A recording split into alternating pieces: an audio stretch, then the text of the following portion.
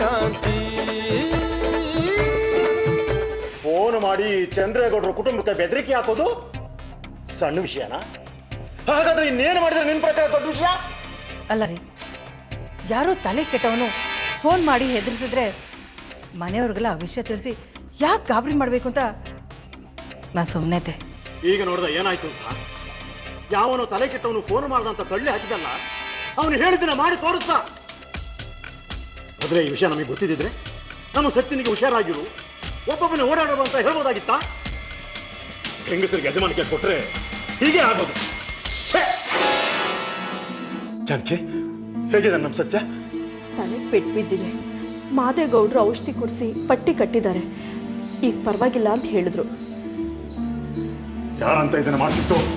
ಅವ್ರಿಗೂ ಗೊತ್ತಿಲ್ವಂತೆ, ಪತ್ತೆ ಮಾಡ್ತಿದ್ದೀನಿ ಅಂದ್ರು.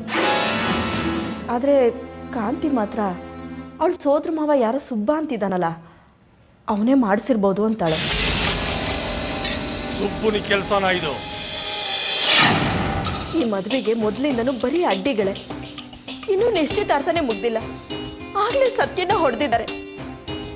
ಇನ್ನು ಅವಳನ್ನ ಮದ್ವೆ ಆದ್ರೆ ಅವನ್ನ ಕೊಂದೇ ಬಿಡ್ತಾರೆ.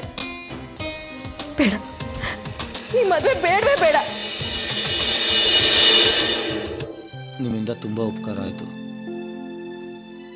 ಕಾಂತಿ ಮುಕುಂದ ನನ್ನನ್ನು ಕರ್ಕೊಂಡ್ ಬರ್ದೇ ಇದ್ದಿದ್ರೆ ಇಷ್ಟರಲ್ಲಿ ನಾನು ಬದುಕಿರ್ತಿರ್ಲಿಲ್ಲ ಅನ್ಸುತ್ತೆ. ಬಿಡ್ತು ಅಲ್ಲ, ಯಾಕೆ ಮಾತಾಡ್ತೀಯ? ಎಲ್ಲ ಸರಿ ಹೋಗುತ್ತೆ, ಸುಮ್ಮನೆ. ನೀವೆಲ್ಲರೂ ನನ್ನ ಮನೆಯವ್ರಿಗಿಂತ ಚೆನ್ನಾಗಿ ನೋಡ್ಕೊಂಡಿದ್ರಿ. ತುಂಬಾ ಥ್ಯಾಂಕ್ಸ್. ಸರಿ, ನಾವಿನ್ ಬರ್ತೀವಿ. ಕಾಂತಿ, ನಾನು ನಿನಗೇನೋ ಹೇಳಬೇಕು ಅಂತ ಬಂದೆ, ಆದ್ರೆ ಅದನ್ನು ಹೇಳೋದಿಲ್ಲ. ಅದ್ರ ಬದಲು ನಾನು ಬೇರೆ ಏನೋ ಹೇಳ್ತೀನಿ. ಅದು ಈಗಲ್ಲ, ಮನೆಗೆ ಹೋಗಿ ನಂತರ ತಿಳಿಸ್ತೀನಿ. ನನ್ಗೆ ಅರ್ಥ ಆಗ್ಲಿಲ್ಲ. ಪರವಾಗಿಲ್ಲ, ನಿಧಾನವಾಗಿ ಎಲ್ಲ ಅರ್ಥ ಆಗುತ್ತೆ. ನಾನೇ ನಿನ್ಗೆ ಆಮೇಲೆ ತಿಳಿಸ್ತೀನಿ. ಬರ್ತೀನಿ. ನಿನಗೆ ನಾಚಿಕೆ ಆಗಬೇಕು. ನಾನು ಮಾಡೋದು ಸ್ವಲ್ಪ ಸರಿಯಿಲ್ಲ ಅಂತ ಯೋಚನೆ ಮಾಡೋ ರವಿ. ಅವಾಗ ಅಪ್ಪ ಅಮ್ಮ ಹೇಳಿದಾಗ ನೀನು ಪ್ಯಾಟಿಗೆ ಹೋಗ್ಲಿಲ್ಲ. ಈಗ ಅವಳು ಸಿಗ್ಲಿಲ್ಲ ಅಂದ ತಕ್ಷಣ ಈಗ ಪ್ಯಾಟಿಗೆ ಹೊಟ್ಟಿದ್ಯಾ. ರವಿ, ಅಪ್ಪ ಒಬ್ಬ ಮಗನ ಬುದ್ಧಿವಂತರ ಮಾಡ್ಬೇಕು ಅಂತಂದ್ರೆ 25 ವರ್ಷ ತಗೋತಾನೆ. ಆದ್ರೆ ಒಂದು ಹುಡುಗಿ 25 ದಿನದಲ್ಲಿ ಮೂರ್ಖನ್ನ ಮಾಡ್ತಾಳೆ, ದಡ್ಡನ್ ಮಾಡ್ತಾಳೋ ರವಿ. ಹೋಗಪ್ಪ, ಹೋಗೋ, ಹೋಗೋ, ಹೋಗೋ. ನೋಡಿ, ಅವ್ರಿವ್ರು ಏನ್ ಹೇಳ್ತಾರೆ ಅನ್ನೋದು ನನಗೆ ಬೇಕಾಗಿಲ್ಲ.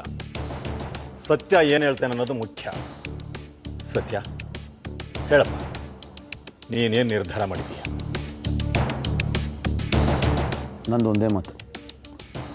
ನಾನು ಈ ಜನ್ಮದಲ್ಲಿ ಮದುವೆ ಅಂತಾದರೆ ಅದು ಅವಳನ್ನು ಬಿಟ್ಟು ನಾನು ಬೇರೆ ಯಾರನ್ನೂ ಮದುವೆ ಆಗಲ್ಲ. ಅದು ಯಾರು ಅಡ್ಡ ಬರ್ತಾರೋ ನಾನು ನೋಡ್ತೀನಿ. ಸತ್ಯ ಯೋಚನೆ ಮಾಡ್ತಾರೋ ರೀತಿ ಸರಿಯಾಗಿದೆ.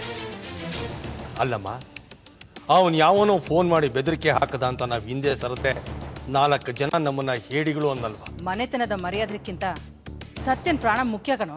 ಅಂದ್ರೆ ತಲೆ ತಗ್ಸಿ ಹೇಡಿ ತರ ಬದುಕುವಂತ ಇದ್ಯಾ? ಮರ್ಯಾದೆ ಕಳ್ಕೊಂಡು ಬದುಕೋದಕ್ಕಿಂತ ಸಾಯೋದ್ ಮೇಲು ಅಂತ ನನಗನ್ಸುತ್ತೆ.